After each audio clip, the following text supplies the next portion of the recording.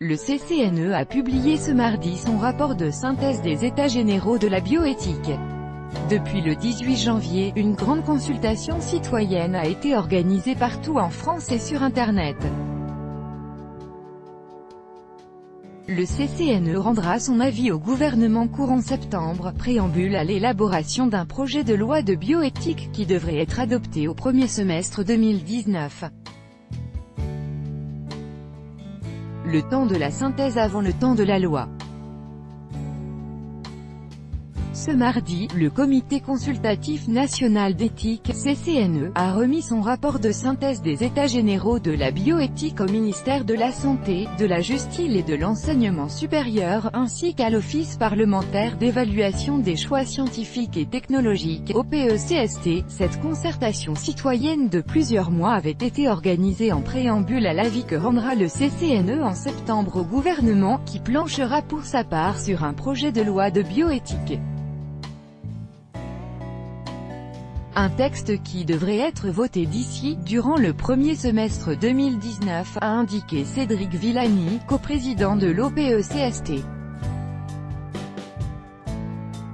Point de tension, sur la PMA et la fin de vie. Pas de prise de position ni de préconisation au programme du document présenté ce mardi, qui synthétise les débats publics organisés entre mi-janvier et fin avril, sur Internet ou lors de conférences dans tout le pays.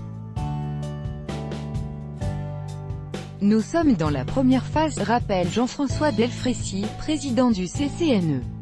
Ce rapport de synthèse est neutre et aussi objectif que possible, et rassemble toutes les questions et opinions abordées sur les 9 thématiques soumises à cette grande concertation citoyenne. Certaines questions de société ont soulevé plus de polémiques que les autres, davantage liées au progrès de la science, recherche sur l'embryon, médecine génomique, don d'organes, neurosciences, données de santé, intelligence artificielle et rapports santé-environnement.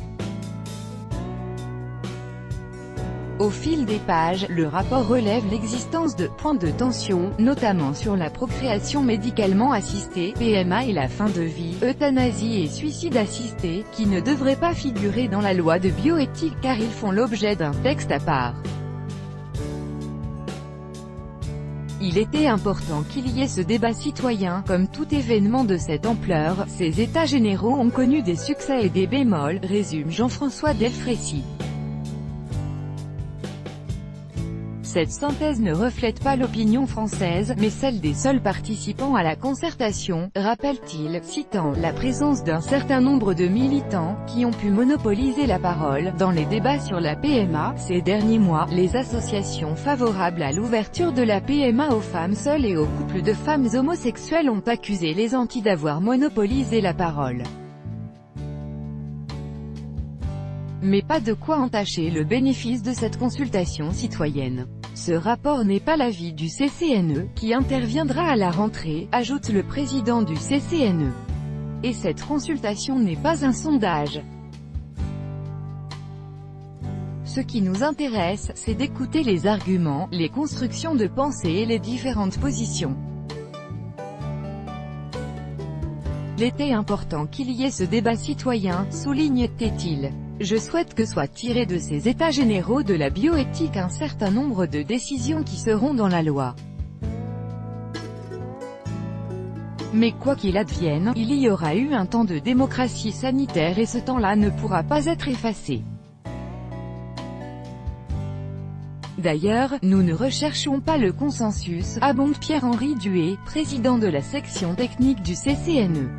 Notre objectif était de recueillir la diversité d'opinions, qui constitue une richesse pour le débat démocratique. Préparer la société et la santé de demain. Désormais, le CCNE a 3 mois pour rendre son avis, qui servira de base à l'élaboration du projet de loi de bioéthique. Objectif du comité, préparer la société et la santé de demain. Parmi les thématiques cristallisant le plus de tensions, celle de la PMA a nourri de nombreux débats et a fait l'objet de 71 rencontres débats en région, rappelle le président du CCNE. Mesure phare ardemment débattue, l'ouverture de la PMA à toutes les femmes, promesse de campagne du candidat Macron lors de la campagne présidentielle. Mais la concertation autour de la PMA a soulevé tout un ensemble de questions, l'accès aux origines et la levée ou non de l'anonymat du don de gamètes, une interrogation sur ce qu'est la notion de famille, aujourd'hui en 2018, la place à accorder aux grands-parents, détaille Jean-François Delfrécy.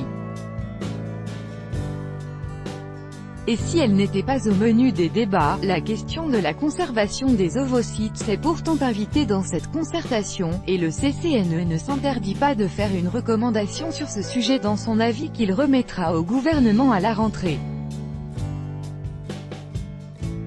Nous sommes là pour nous emparer de ces questions émergentes de société. Le CCNE va donc mener une réflexion sur cette question et, pourquoi pas, faire des propositions afin que le législateur aborde éventuellement ce point dans son projet de loi de bioéthique, indique Pierre-Henri Duhet. Mais les sujets qui ont moins fait parler d'eux ne seront pas oubliés par le CCNE. Nous allons également nous saisir des sujets qui n'ont pas été très évoqués durant les débats, notamment les questions mêlant santé et environnement, parce que c'est une question essentielle de santé, insiste le président de la section technique du CCNE. Chaque année en France, la pollution de l'air coûte la vie à plus de 45 000 personnes.